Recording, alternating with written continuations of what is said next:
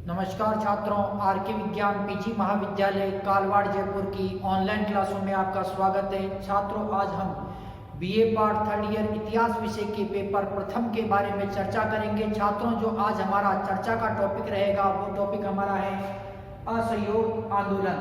तो छात्रों, 1920 ईस्वी के अंदर जो कांग्रेस का जो नेतृत्व था वो किसके हाथों में आ गया? महात्मा गांधी के हाथों में आ गया।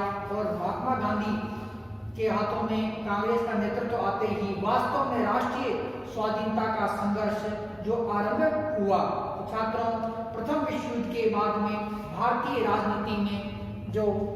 राजनीति में गांधी जी का महत्वपूर्ण स्थान रहा। और प्रथम विश्व युद्ध के बाद जो राष्ट्रीय आंदोलनों में जो राष्ट्रीय आंदोलन है, भारतीय राजनीति है, तो उसको गांधीवादी जो युग के नाम से जाना जाता है। अर्थात सारा जो अब 1920 ईस्वी के बाद का जो समय है उसमें जो महात्मा गांधी के हाथ में जो कांग्रेस की बागडोर आ गई। और अब जो भी राष्ट्रीय आंदोलन है तो राष्ट्रीय आंदोलन का नेतृत्व कौन करता है? महात्मा गांधी जी करते हैं। तो सर, वो तो इसमें जो गांधी जी के हाथों में अब नेतृत्व आ गया। तो छात्रों, जो प्रथम विश्व युद्ध के बाद भारतीय राजनीति का इतिहास गांधी युग के नाम से जाना जाता है।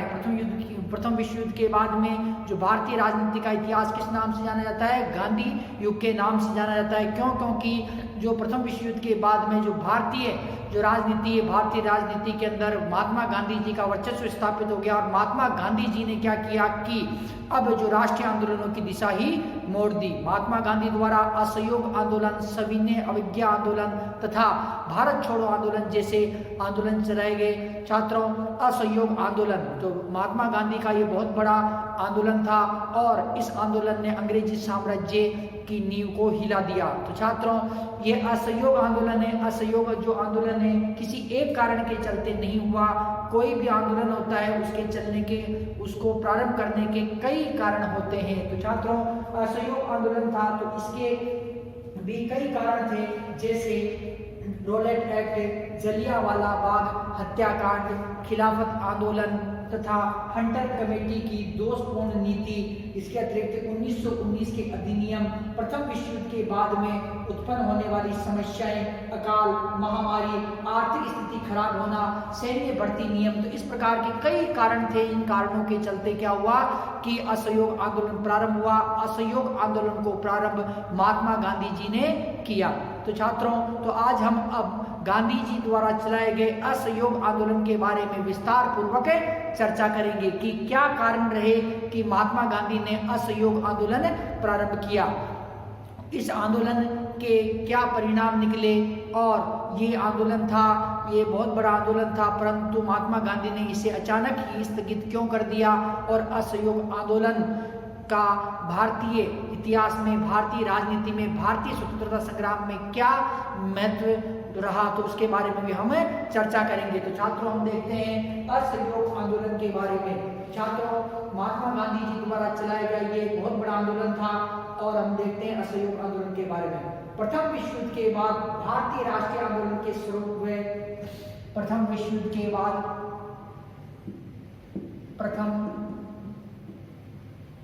युद्ध के बाद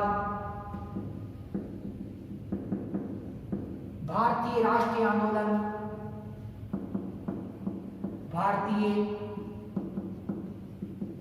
राष्ट्रीय आंदोलन के स्वरूप में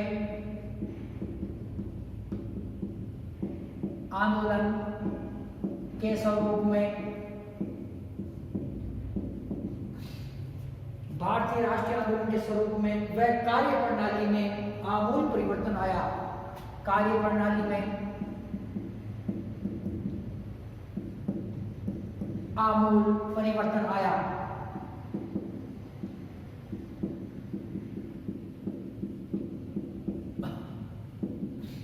आमूल परिवर्तन आया।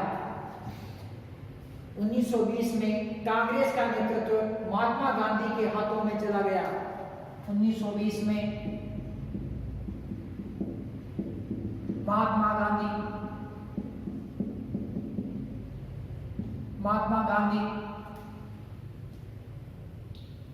1920 में महात्मा गांधी के हाथों में 1920 में महात्मा गांधी के हाथों में कांग्रेस का नेतृत्व आया। कांग्रेस का नेतृत्व आया। कांग्रेस का नेतृत्व आया। गांधी जी के नेतृत्व में कांग्रेस के आंदोलनों ने एक नया रूप धारण किया। गांधी जी के नेतृत्व में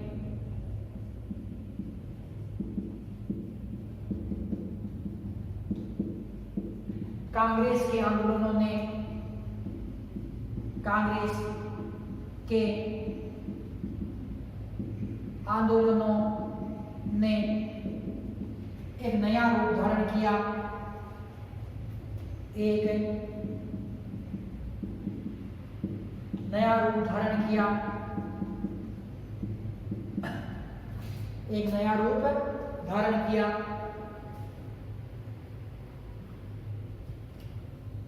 जिसे हम जन आंदोलन कह सकते हैं। जिसे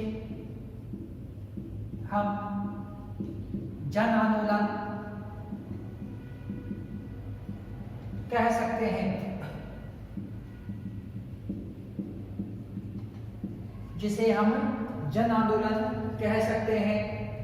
वास्तव में राष्ट्रीय स्वाधीनता का संघर्ष 1920 में ही आरंभ हुआ। वास्तव में राष्ट्रीय स्वाधीनता का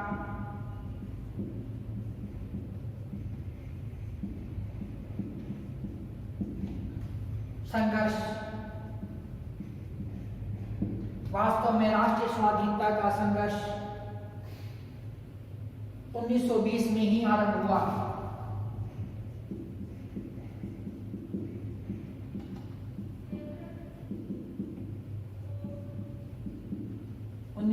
में ही आरंभ हुआ। प्रथम विश्व युद्ध के बाद भारतीय राजनीति का प्रथम विश्व युद्ध के बाद भारतीय राजनीति का इतिहास प्रथम विश्व युद्ध के बाद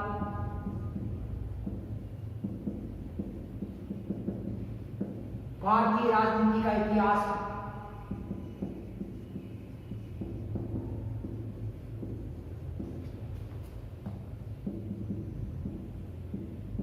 गांधी युग के नाम से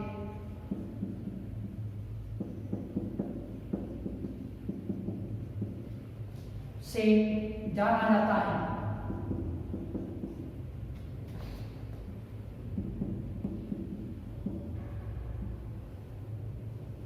जाना जाता है।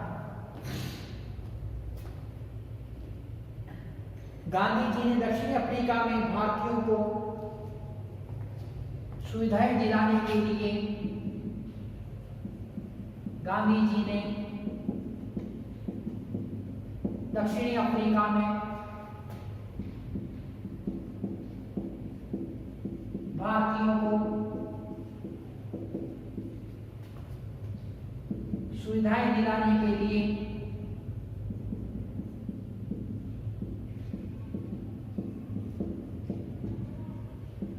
सत्याग्रह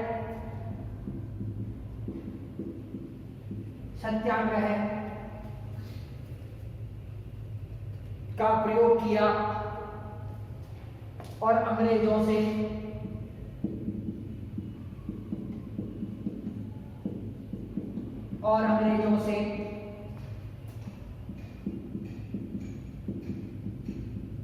अपनी मांगों को मनवाया। अपनी मांगों को मनवाया। अपनी मांगों को मनवाया। महात्मा गांधी ने भारत में चंपारण, खेड़ा, अहमदाबाद में महात्मा गांधी ने भारत में चंपारण, खेड़ा, अहमदाबाद में सत्याग्रह का प्रयोग किया।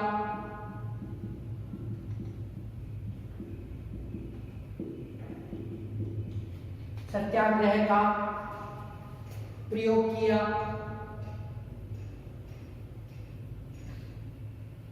और अंग्रेजों से मांगे मनवाई। अंग्रेजों से मांगे मनवाई।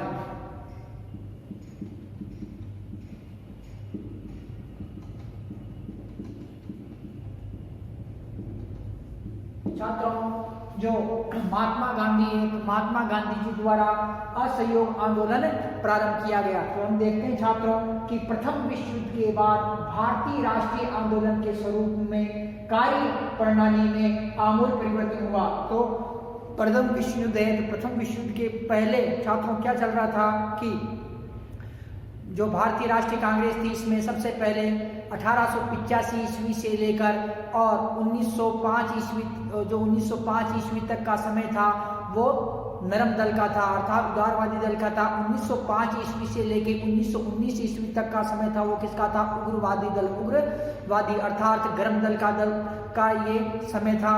परंतु अब क्या हुआ कि भारतीय राजनीति के अंदर एक परिवर्तन आ गया और भारतीय जो राजनीति है अर्थात जो कांग्रेस है, कांग्रेस की बागडोर किसके हाथ में आ गई? महात्मा गांधी जी के हाथ में आ गई। तो प्रथम विश्व युद्ध के बाद भारतीय राष्ट्रीय आंदोलन के स्वरूप में कार्य प्रणाली में आमूल परिवर्तन हुआ। 1920 ईस्वी में महात्मा गांधी के हाथों में कांग्रेस का नेतृत्व आ गया। कब आया? 1920 ईस्वी के अंदर महात्मा गांधी के हाथ में जो कांग्रेस का नेतृत्व आया। गांधी जी के नेतृत्व में कांग्रेस के आंदोलनों ने एक नया रूप धारण कर लिया।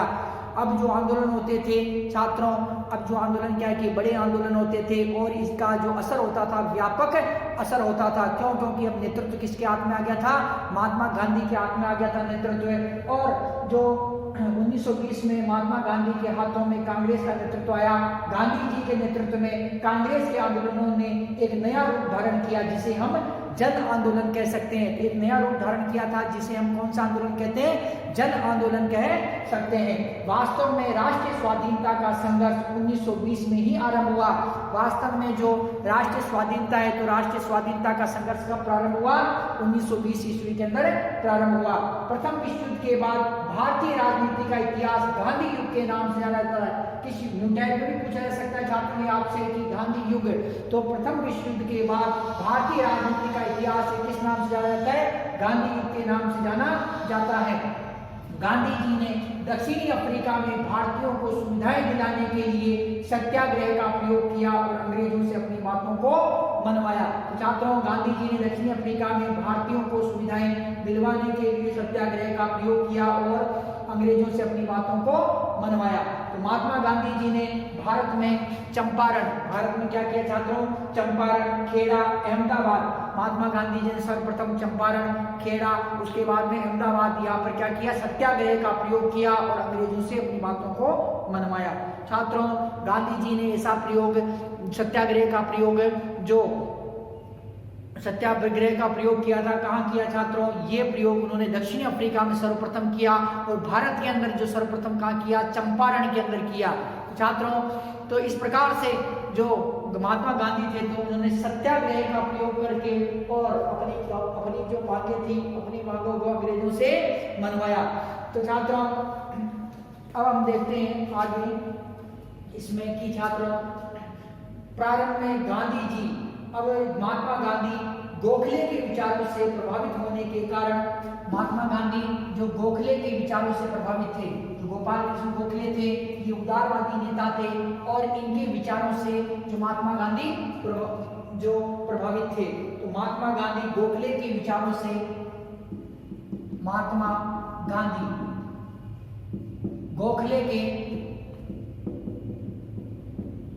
गोपाल कृष्ण गोखले हैं, तो महात्मा गांधी गोपाल कृष्ण गोखले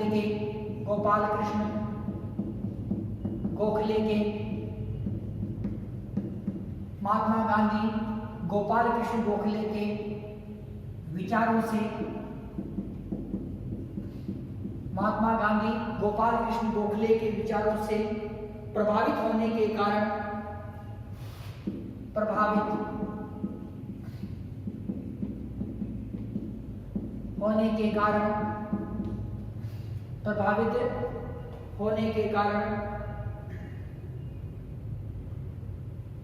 संवैधानिक सुधारों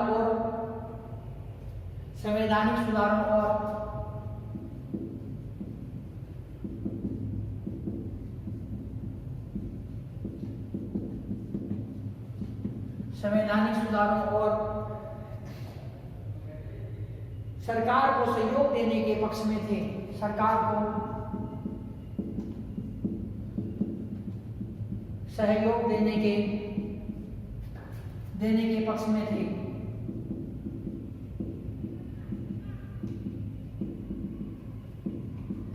सरकार को सहयोग देने के पक्ष में थे।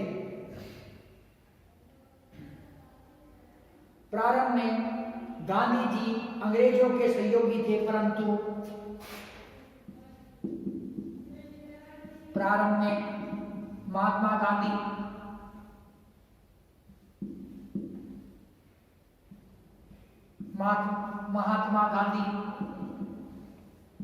जी अंग्रेजों के सहयोगी थे।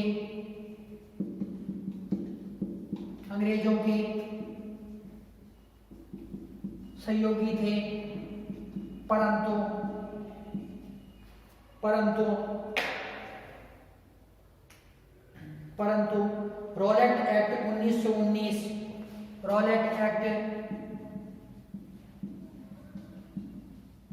1919 जलियांवाला बाग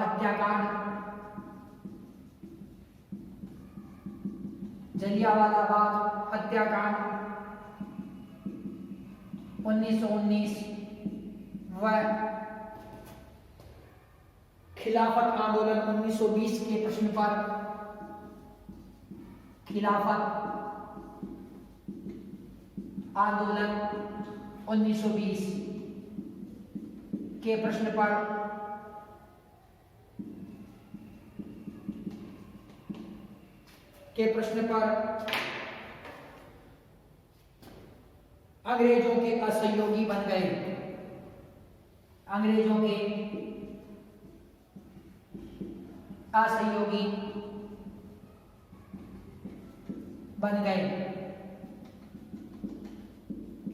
अंग्रेजों के असहयोगी बन गए। छात्रों, जो प्रथम विश्व युद्ध के बाद प्रथम विश्व युद्ध के बाद में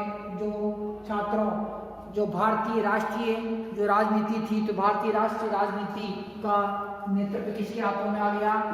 भारतीय राष्ट्रीय राजनीति का नेतृत्व महात्मा गांधी के हाथों में आ गया।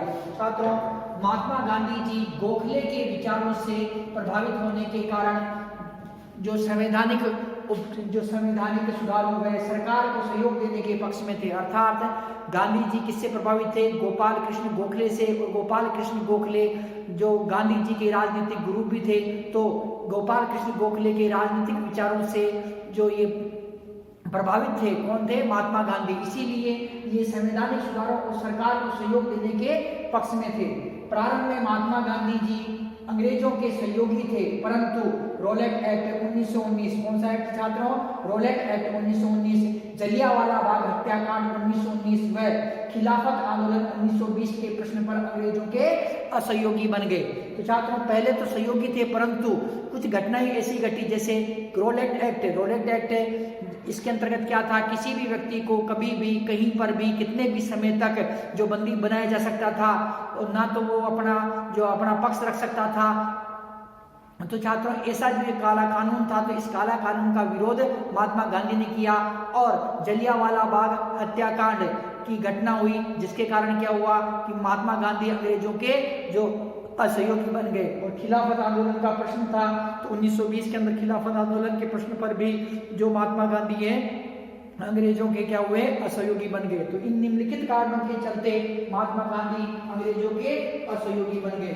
छात्रों, अब हम देखते हैं असहयोग आंदोलन के कारण। तो महात्मा गांधी अंग्रेजों के असहयोगी बन चुके हैं और अब असहयोग आंदोलन प्रारंभ होगा। तो छात्रों, असहयोग आंदोलन के कारण, असहयोग आंदोलन के कारण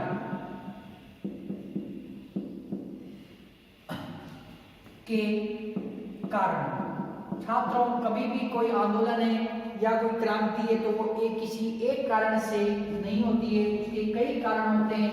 इसी प्रकार जो असहयोग आंदोलन है महात्मा गांधी द्वारा चलाया गया बहुत बड़ा आंदोलन था और इस असहयोग आंदोलन के भी कई कारण थे। जैसे कारणों के बारे में हम पहले देखते हैं कि इसके कौन कौन से कारण थे। तो छात्रों, रोलेट एक्ट, इसके कारण क्या क्या थे, तो कारणों के बारे में देख लेते हैं हम। रोलेट एक्ट 1919 के अंदर एक काला कानून आया था, रोलेट एक्ट। तो इसके कारण था जलियांवाला बाग हत्याकांड, जलियांवाला बाग हत्याकांड। अगला जो कारण था वो था खिलाफत आंदोलन, खिलाफत आंदोलन। अगला कारण क्या था छात्रों, खिलाफत आंदोलन।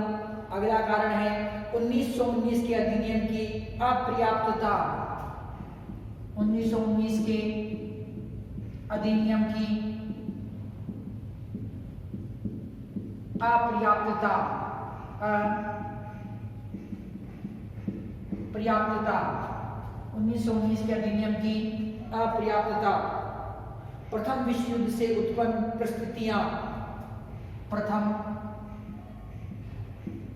विश्व युद्ध से उत्पन्न परिस्थितियां, तो प्रथम विश्व युद्ध से उत्पन्न परिस्थितियां। अब प्रथम विश्व युद्ध से कौन कौन सी परिस्थितियां उत्पन्न हुई, महंगाई, बेरोजगारी, हो प्रथम सिमरु शारदा मात भवानी मारियो, प्रथम सिमरु शारदा मात भवानी मारियो, रिद्धि सिद्धि ना पगला पूजो।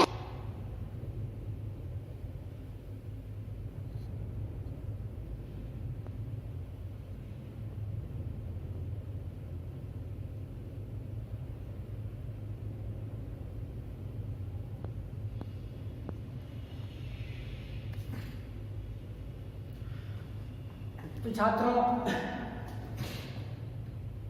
प्रथम विश्व युद्ध से उत्पन्न परिस्थितियां, महंगाई, बेरोजगारी, भूखमरी, निर्धनता, भूखमरी, निर्धनता,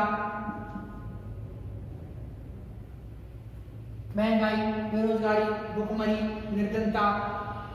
इसके अतिरिक्त हंटर कमेटी की रिपोर्ट, हंटर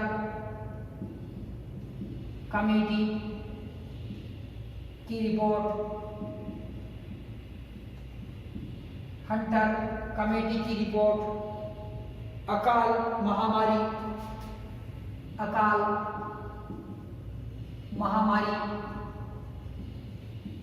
अकाल महामारी, आर्थिक स्थिति खराब, सैन्य भर्ती नियम, आर्थिक स्थिति खराब होना,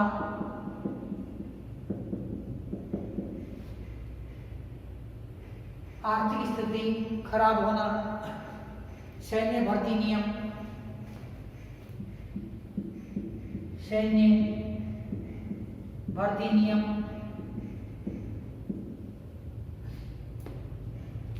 तो छात्रों, जो ये असहयोग आंदोलन के कारण है वो कारण क्या थे, रोलेट एक्ट, जलियांवाला बाग हत्याकांड, खिलाफत आंदोलन, 1919 के अधिनियम की अपर्याप्तता, प्रथम विश्व युद्ध से उत्पन्न परिस्थितियां, जो प्रथम विश्व युद्ध से उत्पन्न परिस्थितियां जैसे महंगाई, बेरोजगारी, भूखमरी, निर्धनता, हंटर कमेटी की रिपोर्ट, अकाल महामारी, आर्थिक स्थिति खराब होना, सैन्य भर्ती नियम। तो छात्रों, इस कारण क्या हुआ कि ये कारण थे, तो इसके कारण क्या हुआ, असहयोग आंदोलन प्रारंभ हुआ। तो हम एक एक कारणों का विस्तार से व्याख्या करते हैं कि अब क्या क्या कारण रहे, तो पहला देखते हैं रोलेट एक्ट। पहला असहयोग आंदोलन का पहला कारण कौन सा है? Rowlatt act.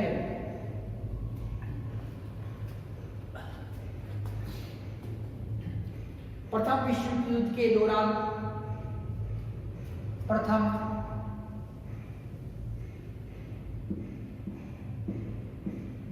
के दौरान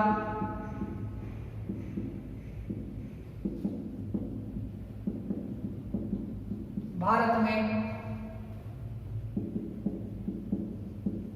कई क्रांतिकारी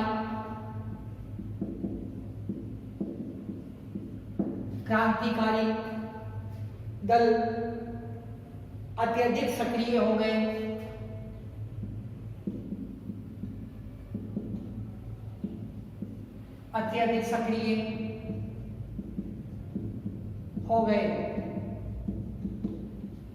क्रांतिकारी दल अत्यधिक सक्रिय हो गए। अंग्रेजों ने 1918 में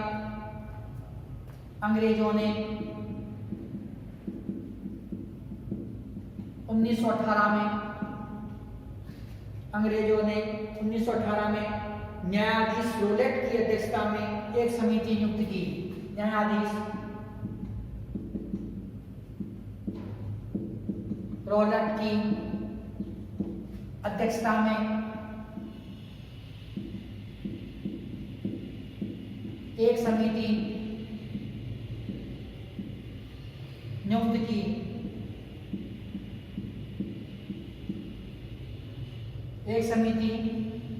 की। जिसे क्रांतिकारी गतिविधियों की रोकथाम के लिए कहा गया।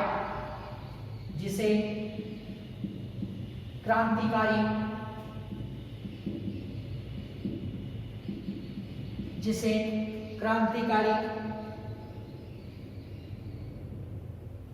गतिविधियों की रोकथाम के लिए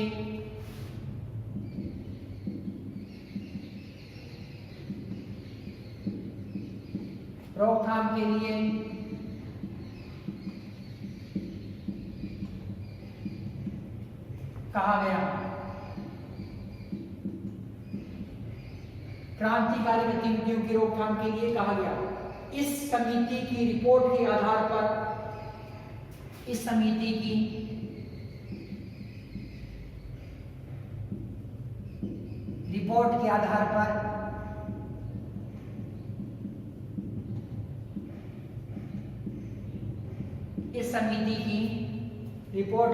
पर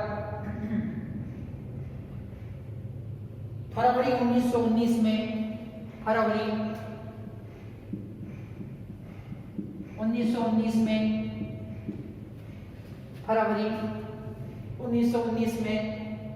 भारत सरकार ने 2 विधेयक प्रस्तावित किए। भारत सरकार, अंग्रेजों की सरकार थी ये, भारत सरकार ने दो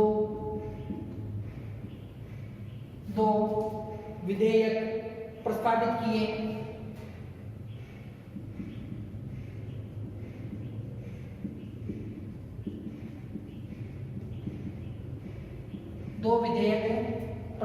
किए। जो पारित होने के बाद रोलेट एक्ट के नाम से विख्यात हुए।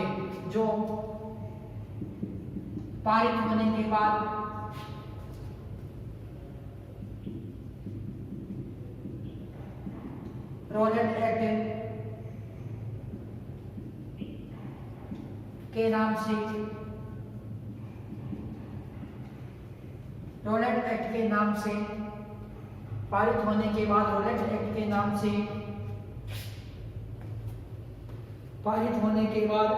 रोलेट एक्ट के नाम से विख्यात हुए।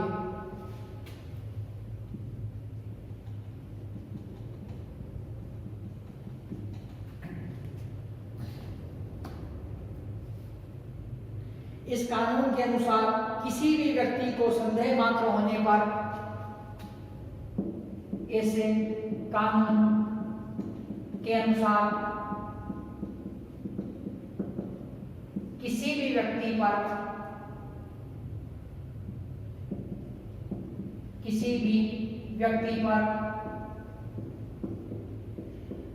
संदेह होने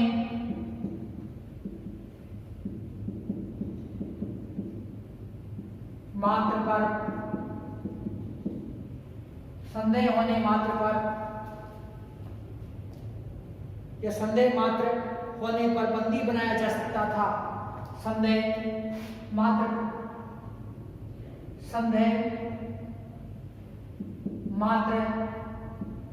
होने पर बंदी बनाया जा सकता था।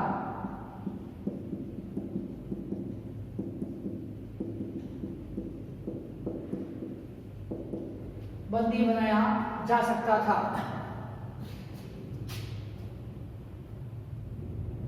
बिना मुकदमा चलाए उसे चाहे जितने समय तक जेल में रखा जा सकता था। बिना मुकदमा चलाए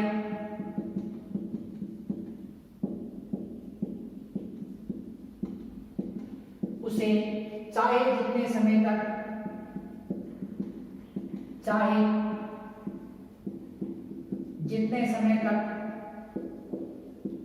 जेल में रखा जा सकता था।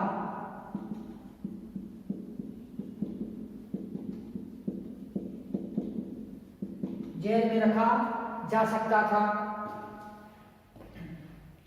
अथवा गुप्त रूप से मुकदमा चलाकर उसे दंडित किया जा सकता था, अथवा गुप्त रूप से उस पर मुकदमा चलाकर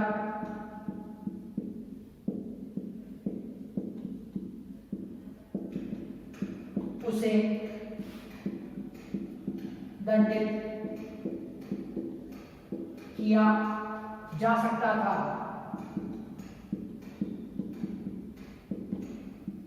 दंडित किया जा सकता था।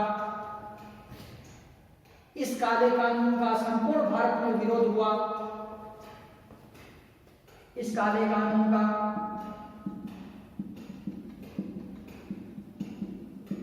संपूर्ण भारतवर्ष में विरोध हुआ।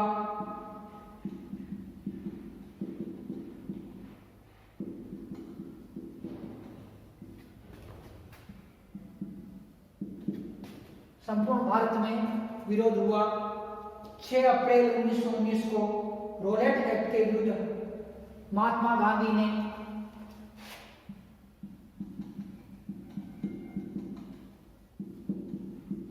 अप्रैल 1919 को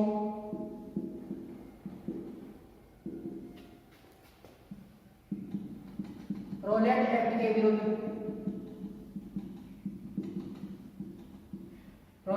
के विरुद्ध हड़ताल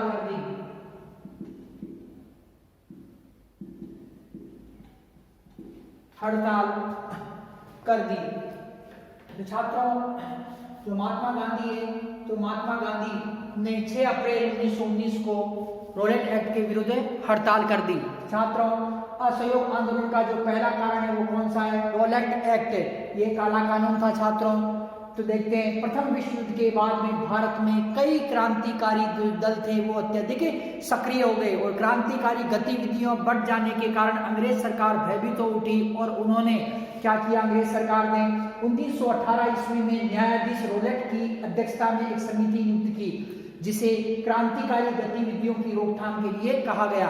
तो क्रांतिकारी गतिविधियां बढ़ रही थी। ऐसी स्थिति में अंग्रेज सरकार ने न्यायाधीश रोलेट की अध्यक्षता में एक जो समिति नियुक्त की और इस समिति को कहा कि जो ये क्रांतिकारी गतिविधियां बढ़ रही है इसकी रोकथाम कीजिए। और इस समिति ने की जो रिपोर्ट थी, इस समिति ने कुछ समय बाद में अपनी रिपोर्ट दी और इस समिति की रिपोर्ट कब आई? फरवरी 1919 के अंदर। जो फरवरी 1919 में भारत सरकार ने 2 विधेयक पारित किए और ये विधेयक क्या कहलाए? फरवरी 1919 के अंदर 2 विधेयक रोलेट एक्ट की समिति ने पारित किए। ये विधेयक क्या कहलाए? रोलेट एक्ट कहलाए। तो छात्रों, इस कानून के अनुसार जो रोलेट एक्ट है, तो ये कानून है, तो इस कानून के अनुसार किसी भी व्यक्ति पर संदेह मात्र होने पर बंदी बनाया जा सकता था। मात्र संदेह के आधार पर किसी ने कह दिया कि वो ऐसी क्रांतिकारी गतिविधियों के अंदर लिप्त है, तो उस पर क्या किया जाएगा? मात्र संदेह हुआ है, संदेह के आधार पर उसे बंदी बना लिया जाएगा। बिना मुकदमा चलाए उसे चाहे जितने समय तक जेल में रखा जा सकता है। किसी प्रकार का कोई मुकदमा नहीं होगा, डायरेक्ट उसे जेल के अंदर जो भर देंगे। अथवा गुप्त रूप से, आदमी को पता ही नहीं है, और गोपनीय रूप से भी मुकदमा चलाया जा सकता है। तो गुप्त रूप से मुकदमा चला के भी उसे क्या किया जा सकता है, जेल के अंदर बंद किया जा सकता है। इस काले कानून का संपूर्ण भारत में विरोध हुआ। जो इस प्रकार काला कानून था, इसका संपूर्ण भारतवर्ष के अंदर विरोध हुआ और महात्मा गांधी ने 6 अप्रैल 1919 को रोलेट एक्ट के विरुद्ध क्या की, हड़ताल कर दी। तो इस प्रकार से जो ये रोलेट एक्ट था, रोलेट एक्ट के कारण भी क्या हुआ, छात्रों असहयोग आंदोलन प्रारंभ हुआ।